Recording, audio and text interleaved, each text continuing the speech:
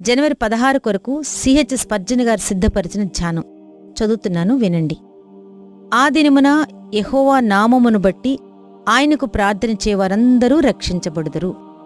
యోవేలు 2వ అధ్యాయం 32వ వచనం. ఆయన నామములో నేను ప్రార్థించకపోవటానికి కారణమేమిటి? దేవుడు నా బలహీనమైన స్వరాన్ని కూడా వినగలిగినంత సమీపముగా ఉండగా నేనెందుకు ఇరుగు పొరుగు వారి దగ్గరకు పరిగెత్తాలి? నేనెందుకు దిగాలుగా కూర్చుని స్వంత ప్రణాళికలు వేసుకుని కార్యాలోచన చెయ్యాలి? నేనెందుకు నన్ను నా భారాన్ని ప్రభువుకు అప్పగించుకోలేకపోతున్నాను? ముక్కుసూటిగా వెళ్ళటం చాలా మంచి పని. అయితే నేనెందుకు అమాంతం జీవం గల దేవుని సన్నిధికి వెళ్లడం లేదు? ఎక్కడి నుండో సహాయం వస్తుందనుకోవటం వృధా ప్రయాసే. అయితే దేవుని దగ్గర నాకు సహాయం లభిస్తుంది.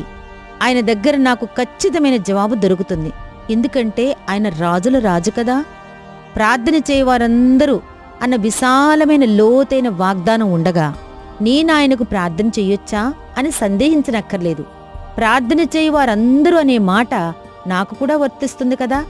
అంటే ఆ మాట ప్రభు నామంలో ప్రార్థన చేసే అందరికీ ఎవరికైనా చెందుతుంది.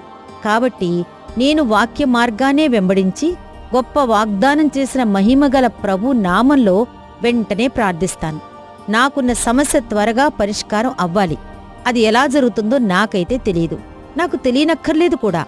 వాగ్దానం చేసినవాడే దానిని నెరవేర్చే మార్గాలు, పరిస్థితులు వెతుక్కుంటాడు.